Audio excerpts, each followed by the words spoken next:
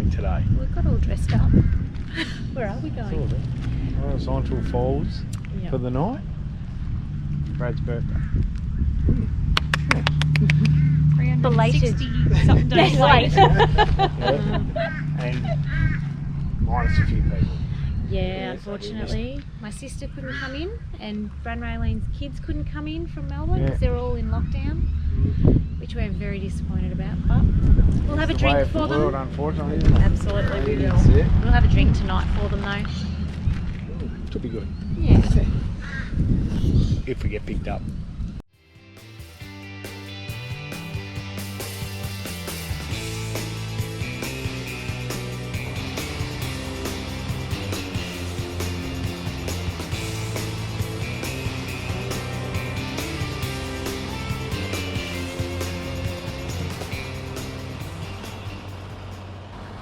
So you can see up towards the top of the screen there, another float plane has just landed on Talbot Bay.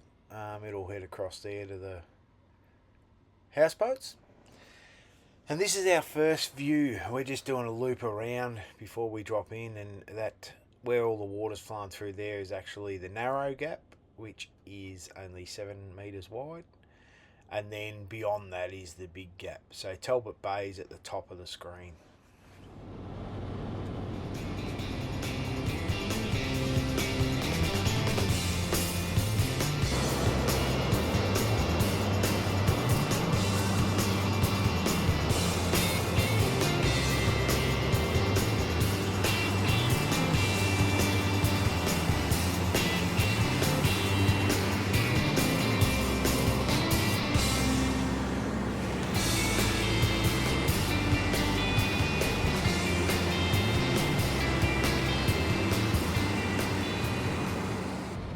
So this was just such a cool way of dropping into Talbot Bay. We go in amongst the hills and then land and just taxi over the water to the houseboats. It was just an awesome way to start our night out there.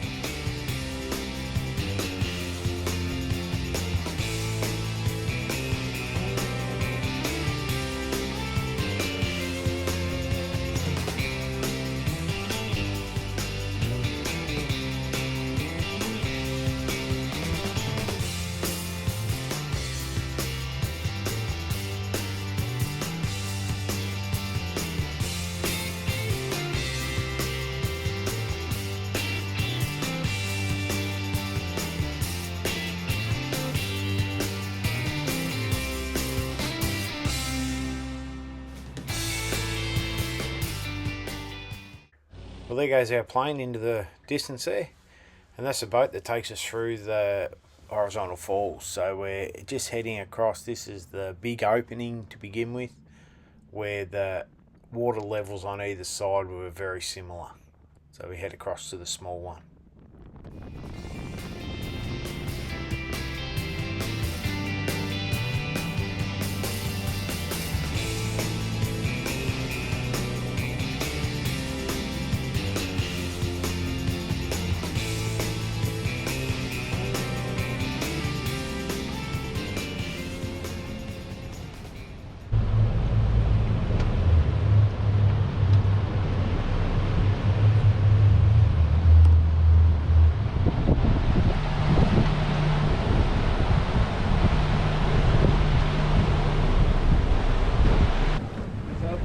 This gap up ahead of us here is what's called the narrow gap. Now it's called the narrow gap because it actually is narrow. Now it's only about 7.5 meters across. Just to put that into perspective, this boat is 4 meters from side to side, so there's not an awful lot of room in here. Now each and every day this gap builds up to levels where it's simply unsafe to travel through the gap, and that time is right now. However, we are going to travel through the gap. And it sounds like I'm joking, but I'm being 100% serious. Now, traveling with the flow, perfectly fine. Traveling against the flow is where there's issues. Now, we're going to be able to make our way down here, but we're not going to be able to come back, okay? And we're going to be down there for maybe half an hour or so.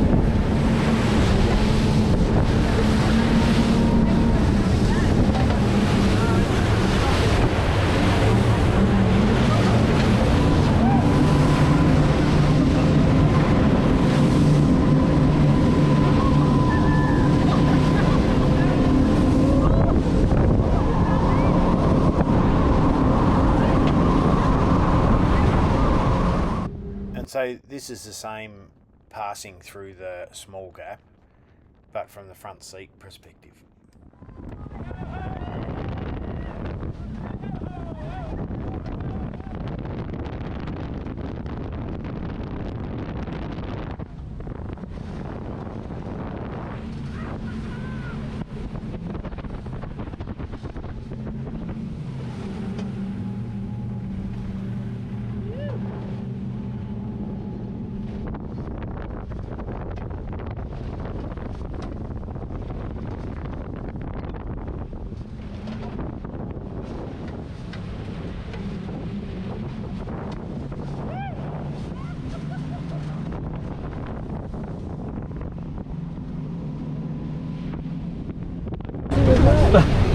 I'll tell you what, I wasn't even expecting to go back up. Legitimately, I actually thought we weren't going to be able to go back up. It kind of changes. So the difference between the two bays is currently sitting at close to about 2 meters of a change from one to the next. Now our safe limits normally range around a meter of change. But it actually depends on what's happening in there at the time. Now when we went up there to go up, I was actually just going to nose in towards the bottom, but everything looked fine at the time, so we went through it. And I know it sounds funny, but that's the way it is. It changes by the minute. If there's lots of bubble ups at the bottom of the gap, it becomes too dangerous, and that happens a lot more often when it's above 1 meter of change. So we just normally don't go through it when it's that size. But I knew we had plenty of time. We could send it down the gap, and if we got stuck here, we got stuck here. We just wait. But yeah, everything is all good. So. Not for these guys though. They're not getting out here for a while. But what I'm going to do is I'm going to nose in towards the bottom of the gap though, so you can get some photos from inside there. But this area here is what we call the inland sea of Talbot Bay. Now there's only one way in and one way out from here, and it's through that gap. So that's why these guys are stuck.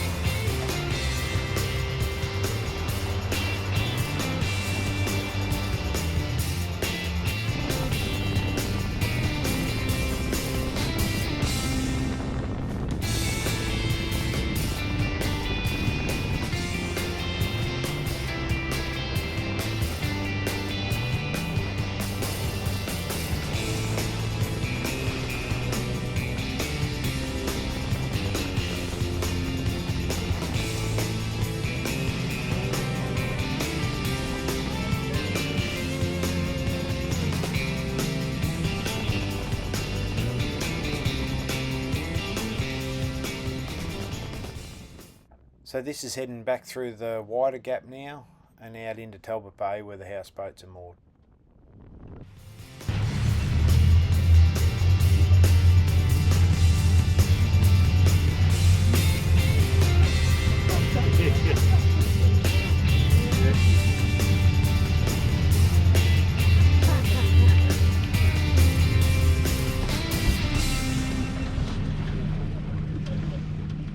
So now it's time to jump in the water in the cage and watch the shark feeding, which is pretty cool. Hopefully they do come up, and I'll definitely point them out.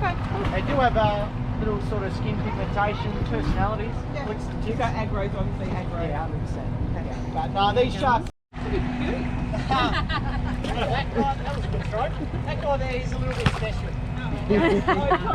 Yeah. There's always one in the group.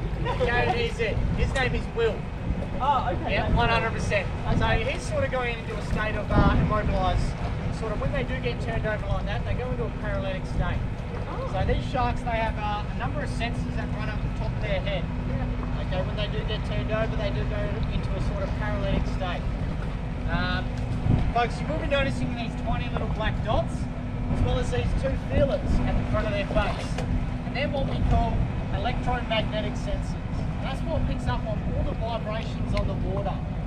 So these sharks have become that accustomed to us being here to actually detect when the seaplanes land and take off due to all them vibrations. After a quick cruise down into Cyclone Bay where they moor everything over the cyclone season, we come back to the sunset and a few drinks.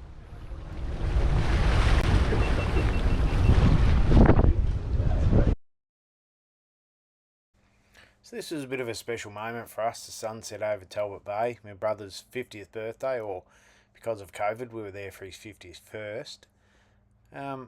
We had dinner, and yeah, dinner was beautiful, Barramundi, and it was just, a perfect evening. We get up the next morning and watch the sunrise over the hills. After a bit of breakfast, we head out on the boat again.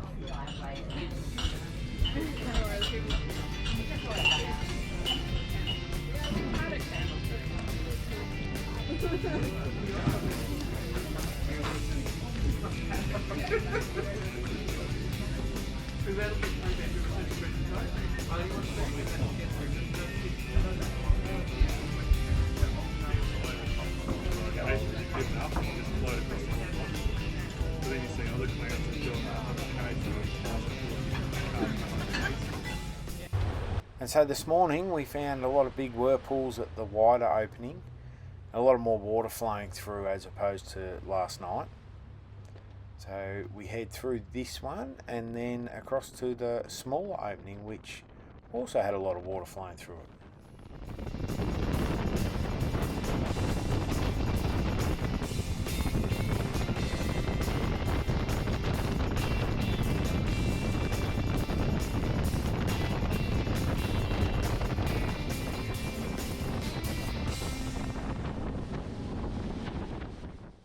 And so as we head through the narrow opening, if you keep an eye on the water where it flows around the rocks on the right hand side there, you can see it actually changes height by about 1.5 metres.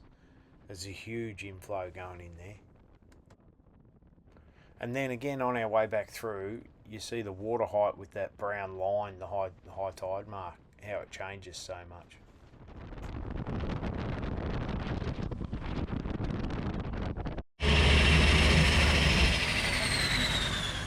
So this is the next lot of day visitors coming in, and we fly out on that plane. It's been a cracking night out there. I'd highly recommend it to anyone. So below us here on our way back is a Barramundi Farm. Been going for years and years. Quite often the crew out at Horizontal Falls transport these guys in and out.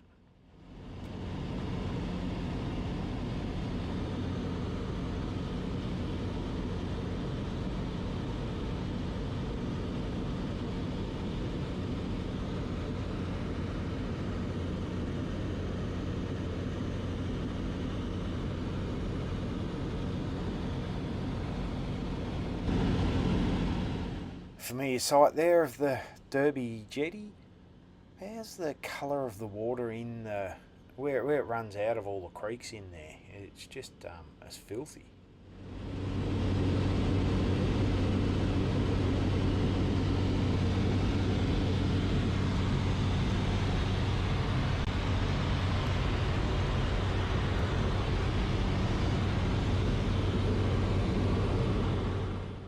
So that's Derby from the air, the township. Directly below us are all the mud flats out from Derby. So for those interested in costs, it was $1,984 per couple, which included everything except the alcohol you drink. Thanks for watching, guys. So our next episode takes us into Broome, where we stay at the free camp at the surf club at Cable Beach for a night, then into a couple of different caravan parks. We're there for nearly 2 weeks. If you liked it, push the like button and subscribe, and see you next time.